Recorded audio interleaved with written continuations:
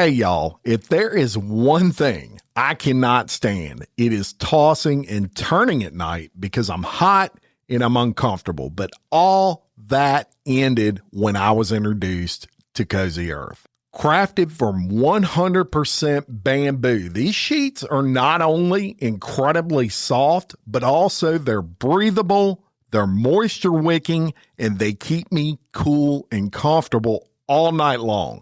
I literally sink into the bed and feel like I am sleeping on a cloud. They have everything from sheet sets to complete bedding bundles to comforters, everything you're going to need to get a night's sleep. And the brand has been featured on Good Morning America, In Style, Better Homes and Gardens. And guess what? They don't stop with bedding either. They got pajamas for both men and women. And I am telling you, they are the most comfortable pajama sets I have ever worn. They have bath towels, robes, tops, hoodies. If you wear it, sleep on it, or dry off with it, they got it. With free shipping on orders over $50, a 100-night sleep trial, and a 10-year warranty, Cozy Earth will bring you what it brought me: a good night's sleep and a whole lot of comfort. Exposed Podcast has partnered with Cozy Earth to offer my listeners 41% off by using the code EXPOSED at checkout. That's 41% off by going to CozyEarth.com and using the code EXPOSED at checkout. Sleep better, live better, choose Cozy Earth. Sweet dreams await. You're listening to Leaf Filter Radio, and the guru of gutter protection himself, Chris Coonahan, is here to take your most pressing leaf-related questions. Hey, everybody, Chris here. I understand we have Ron on the line. Ron, where are you calling from? Uh-oh. Ron, are you calling from a ladder? Well, I was. I wanted to ask Chris what I need to do to get my gutters ready to have Leaf Filter installed. Oh, Ron, you don't have to do anything. A Leaf Filter Trusted Pro will come out and clean out your gutters, realign and seal your gutters, and install Leaf Filter, America's #1 gutter protection system. So I didn't need to get on this ladder? Ron, Leaf Filter Trusted Pros are in your neighborhood and ready to help. Just visit leaffilter.com/day to schedule your free gutter inspection and get up to 30% off. Thank goodness. What was that site? That's leaffilter.com/day for your free gutter inspection today. See representative for warranty details. Promotion is 20% off plus a 10% senior or military discount. One discount per household. Trying to lose weight? It's time to try Hers. At forhers.com/4u, you can access affordable doctor-trusted weight loss treatments tailored just for you. These include oral medication kits or compounded GLP-1 injections. Through Hers, pricing for oral medication kits start at just $69 a month for a 10-month plan when paid in full upfront. No hidden fees, no membership fees. You shouldn't have to go out of your way to feel like yourself. Hers brings expert care straight to you with 100% online access to personalized treatment plans that put your goals first. Reach your weight loss goals with help through Hers. Get started at forhers.com/4u to access affordable doctor-trusted weight loss plans. That's forhers.com/4u, forhers.com/4u.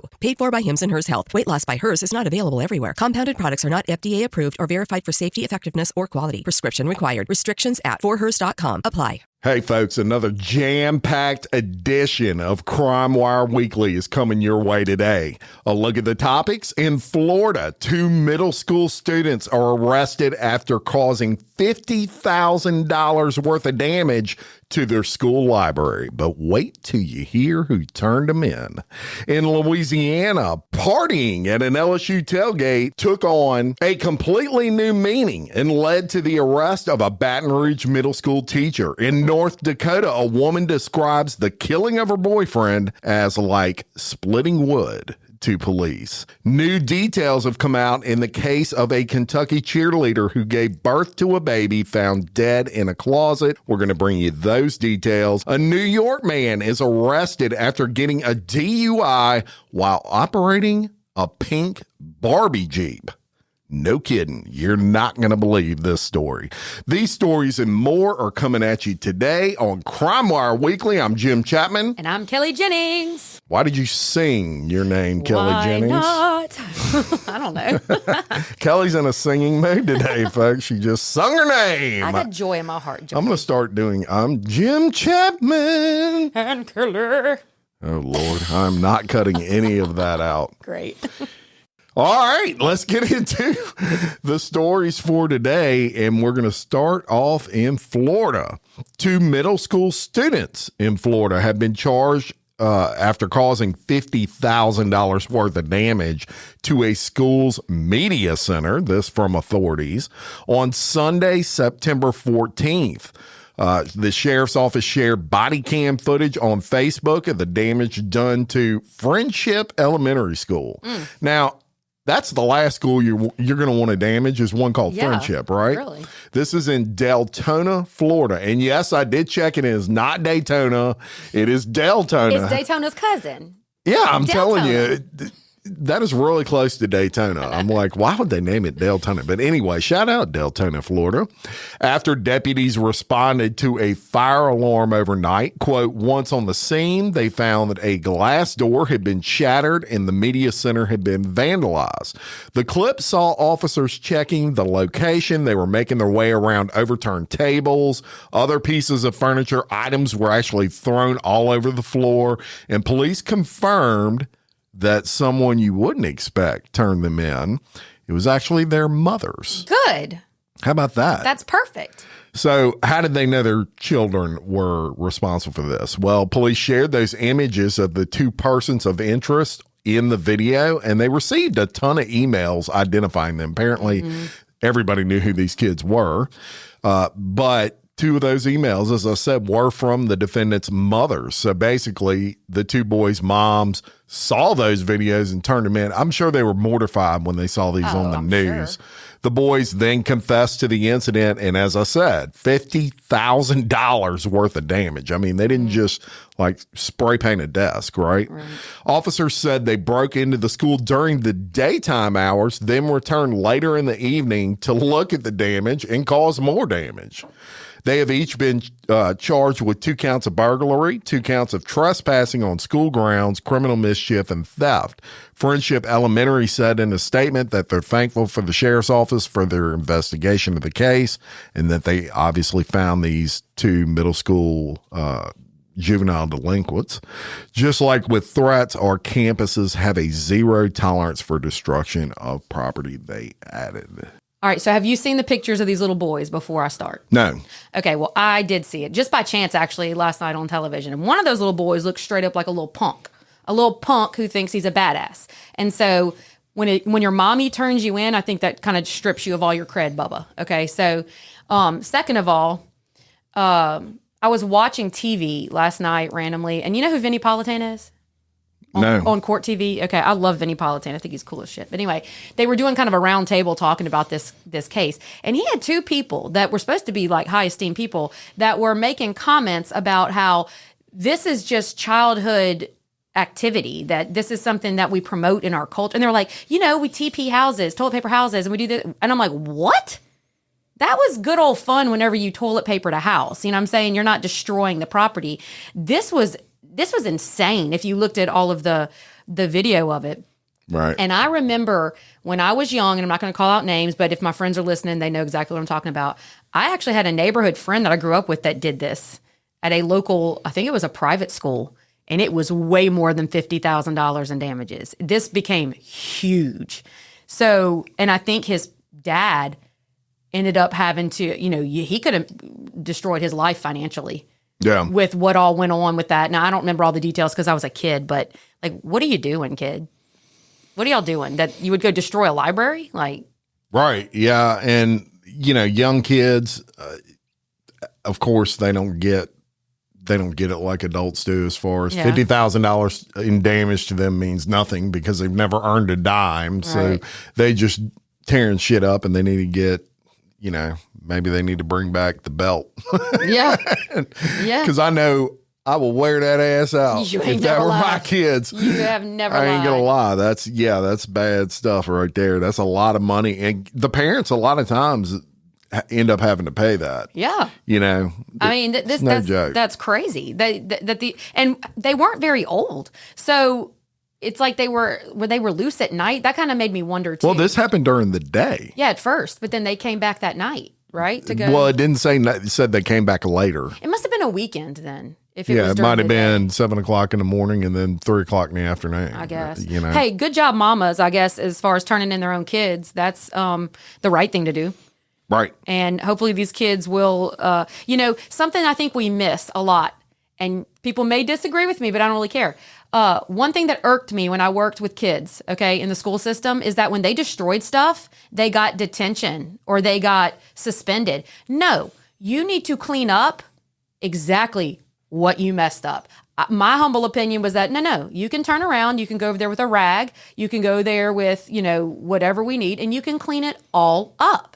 And I hated that they never had to be punished in that way. Right. A janitor would have to pick it up. A janitor would have to go clean up the mess and whatever. And I think maybe we're missing the boat there whenever we just suspend somebody. Okay, so you get a free few days off of school? Mm-hmm. Wow, what a punishment. Yeah. You come destroy my house like that, the jail's going to be the least of your worries because you come in to pick it up and fix it. No doubt. Whenever you get out, little punk. I don't like that. Let's move on to a teacher I don't like either. All right. And it's right here in Louisiana, right here just down a few interstate exits. A Westdale Middle School teacher was arrested after a random drug search at the school yielded cocaine and marijuana. This is according to the East Baton Rouge Parish Sheriff's Office. Virginia Summers, 47 years old, was arrested after a random lockdown dog search. The dog alerted officials to drugs in Summers' bag, where they found cocaine in her wallet. Officials say Summers admitted to using the cocaine during an LSU tailgate and was given it for free from a friend. What kind of friends are we hanging out with? Deputies searched her car. I mean, golly. Deputies then searched her car where they found marijuana and pipes in her glove compartment. Summers taught 6th and 7th grade math intervention for 2 years, arrest document said, and she was booked for possession of cocaine, possession of marijuana, drug paraphernalia, and violation of controlled dangerous substances in a school zone. Yeah, I don't believe that somebody gave that to her and she forgot it was in her wallet, number one. Number two, obviously that gets you out of no trouble. I mean, it's like when Paris Hilton said, remember when she got arrested, she had like cocaine in her pants and she's like, these are my friend's pants. No. The cops were like, you should look that up. Did they? Did she really? Yeah, she said, these are my friend's pants. Paris, ain't nobody else fitting in those skinny ass pants. Those were your pants, Paris. Anyway, back to the story. So the lady essentially is blaming this, obviously, on her friend. And, she gave me that at the LSU tailgate. And it was a little bump, and I was supposed to take that bump, and I must have forgot it was in my purse. The funny thing is about this, if you're looking at for a funny side of things, is these drug dogs are running up and down these. And instead of what you would think is them hitting on a student's book sack, it hits on the teacher's purse. And she was probably like, oh, shit. Yeah. Oh, that I'm rock done. I had in there from the weekend. Go Tigers. Yeah, that's not good. I actually have a similar story personally. Okay. So I taught criminal justice, and part of that was I had these boxes I put up on the wall, and it had like how a meth lab, I wasn't teaching kids how to make meth, everybody calm down, but it had like kind of the common things you can just go to Walmart and get that meth are made from and stuff like that. Well, some of the paraphernalia that I had was old and was confiscated whenever I was working or some other friends of mine that were in law enforcement were working. So I had created this display board with some things in it to show kids, what it looks like or whatever. Right. No disclaimer. I did not have a dime bag or something hanging up there. Okay. Anyway, well, apparently one of these grinders or whatever that I had enough residue. So we did a lockdown and the dogs came through, and guess whose classroom was like overload with the dog, like having a mine. Okay. Because it was hitting on those boxes, as if I had drugs in my classroom. Yeah. Talk about shit your pants, because I did not have drugs in the classroom. But what did they say to you? Well, when I explained what it was, and the dog went over, and they're like, "Oh yeah," and it wasn't. There was no drugs in it. It was just it was just residue. A residue smell. Yeah, and they can pick it up because a lot of people don't know this. When a canine comes in, canines are not like humans. Like when we walk into a restaurant and we smell a cheeseburger, we go, ooh, that's a cheeseburger. Right. But whenever a canine smells a cheeseburger, they smell it by piece. They smell the bread, they smell the lettuce, they smell the tomato. So these dogs' noses are very, very, very sensitive, I guess is my point. And so just the smallest amount and they can find it.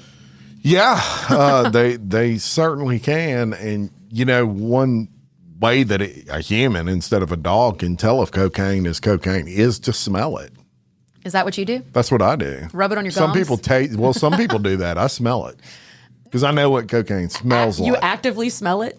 Good God, Jimothy. And, she was teaching math intervention, but math is hard enough. Can you imagine that bitch being on cocaine teaching you math and it's supposed to be an intervention class? Yeah. 2 plus 2 is 4.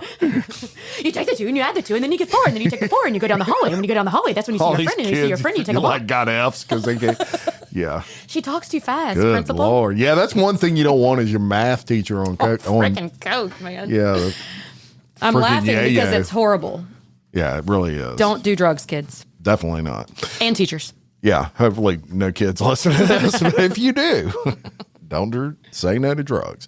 All right, we're going to go to North Dakota. A little more serious story here. A North Dakota woman has been arrested and charged with attempted murder after authorities allege she tried to kill her boyfriend with a hatchet as he slept.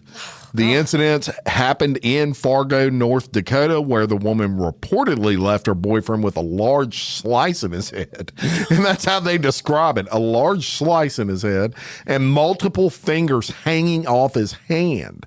Ooh, another man was at the house when the alleged incident occurred and was a witness to what happened. The man told police he saw Lena Davila delivering a blow with the hatchet, adding that she seemed to be, quote, out of it during the attack. You think she might have been out of it? He said he saw her swing down with the hatchet. He couldn't see the point of the strike due to obstructions, but heard it sound like splitting wood. Wow. Imagine that. Initially thinking she hit the headrest or the headboard. The witness said Davila appeared to have come to after hearing a click of the footrest on a nearby recliner chair and seeing blood around her, leading her to quickly flee the scene. Authorities said she was arrested 2 days later in Moorhead, Minnesota, which is about a mile away. She didn't get that. How do you go on the run a mile away? I mean, a mile is nothing. I know. That's like going from one neighborhood to another. I'm safe now. They'll never find me here. I'm a mile away.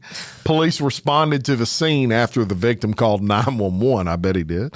He was reportedly alone at the house when officers arrived and said no one else was with him when Davila attacked him, though police later learned the witness was present. So I wonder why he lied about that. I don't think he did. I think he was disoriented. He got hit in the head with a hatchet. Yeah, that'd be a good excuse. I might have forgot. Might Maybe not my medulla oblongata got cut in half, and I can't remember. I don't know. Investigators found a blood trail coming from the garage of the house to where the victim and witness were all staying. The boyfriend was taken to a local hospital. He had surgery on his fingers. And Davila, she declined to speak with police when she was arrested and has since been charged with attempted murder and aggravated assault. I wonder what he did to piss her off so bad she took a hatchet to him. I don't even know, but it's not. It doesn't matter what he did. I mean, he's asleep, so you take someone who's defenseless and can't, and that's when you decide to attack. In North Dakota. You're evil. Now, Fargo.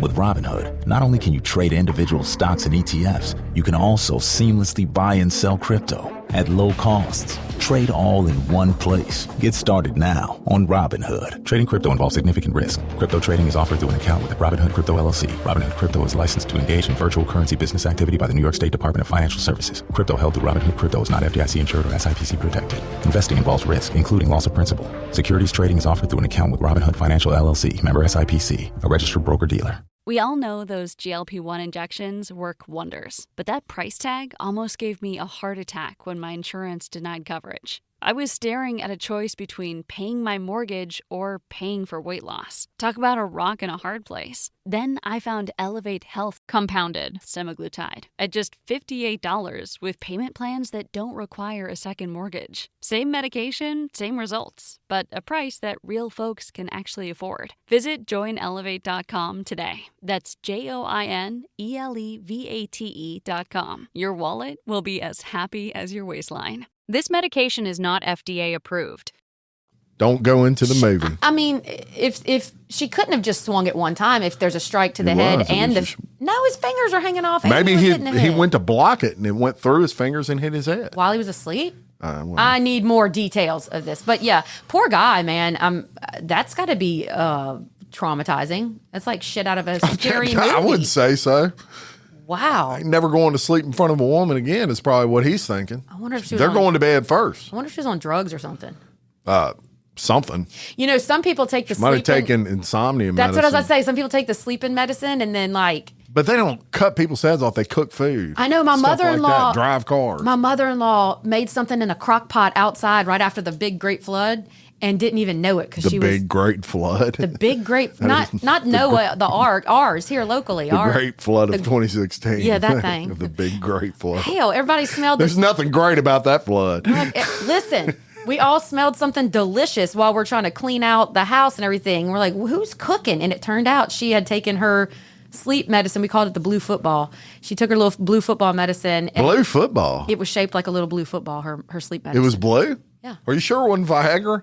She didn't take no damn Viagra. Viagra is blue. No, she didn't take a damn Viagra. Yeah. But anyway, she cooked a pot roast. Smelled delish.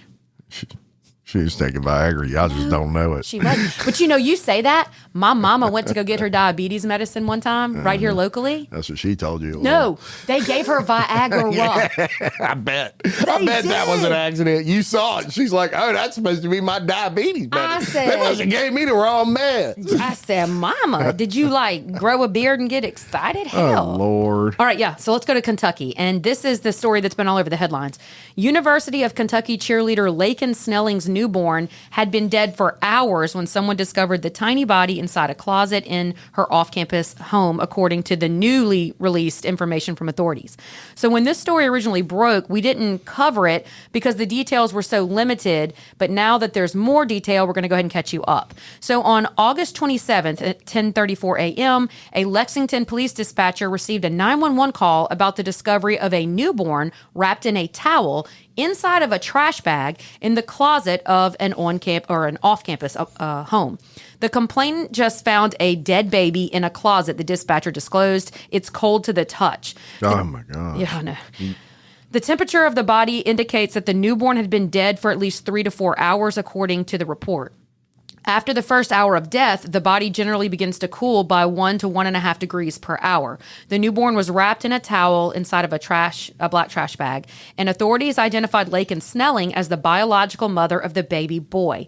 Snelling, who was on the stunt competitive cheer team at the University of Kentucky, wasn't home when the 911 call was placed, and police, EMTs, and the fire department all arrived shortly thereafter. Officers found her about 5 minutes away from the home shortly after, according to the report, and she was taken to police headquarters and asked to be checked out medically. Snelling admitted to giving birth when interviewed by officers and to cleaning up all evidence and throwing it in the trash bag, including the infant who was wrapped in a towel. On Sunday, August 31st, Laken Snelling, she's 21, by the way, she was arrested and charged with abuse of a corpse, tampering with physical evidence, and concealing the birth of an infant. After her arrest, Snelling was held at the Fayette County Detention Center, but she was released on September the 2nd on a $100,000 bond. She appeared in court on Tuesday, September the 2nd, where she has now pled not guilty. On Wednesday, September the 3rd, the Fayette County coroner, his name is Gary Ginn, he said the results of a preliminary autopsy yielded inconclusive findings for the baby's cause of death. The death investigation remains ongoing, pending the results of these studies.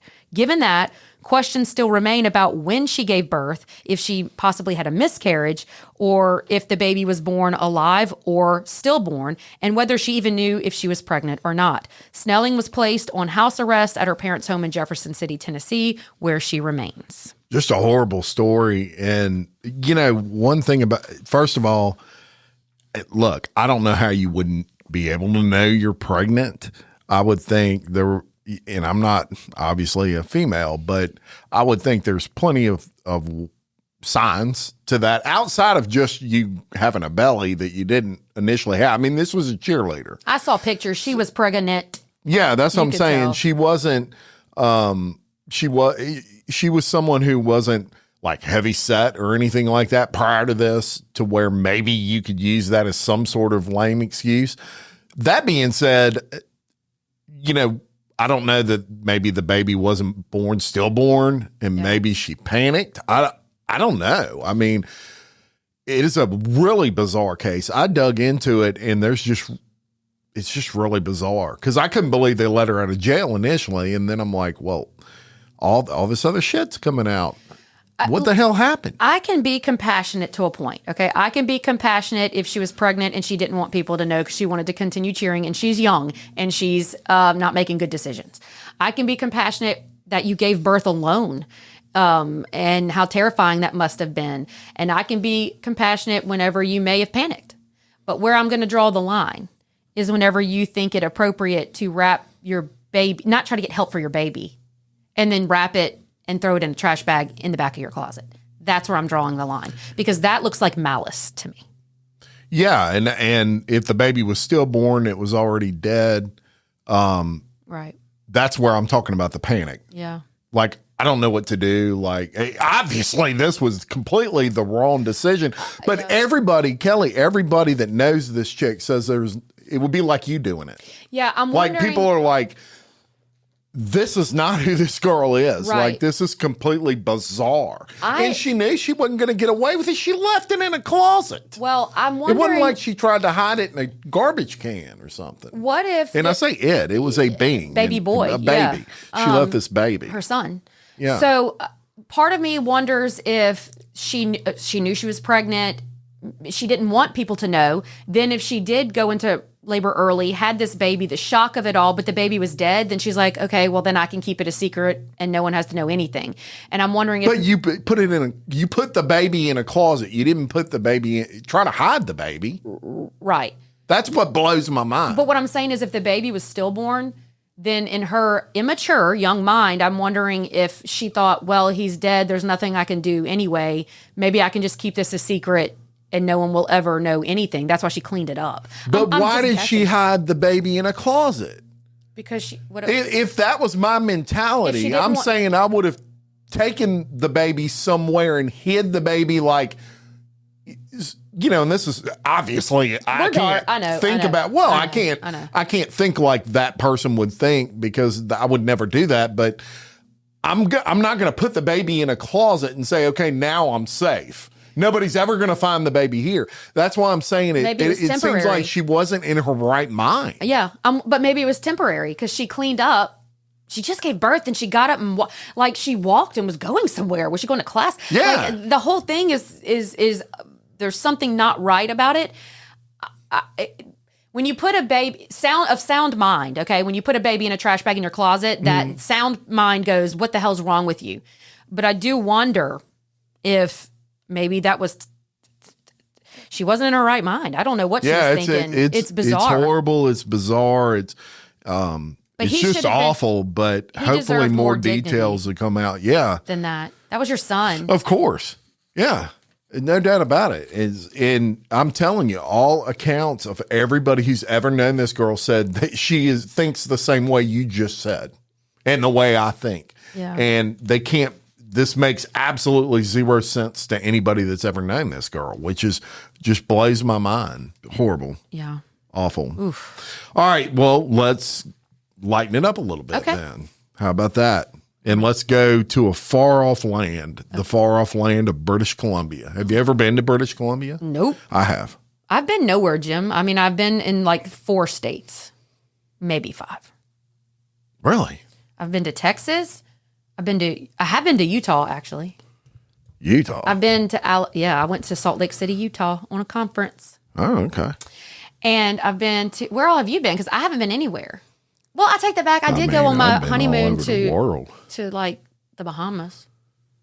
You've been to the Bahamas? Well, that's out of the freaking 50 states. I mean, yeah. I don't even know where British Columbia is, though. I am not by- good at. I'm not good at geography. Like by Canada. Well, no, hell, no wonder I haven't been there.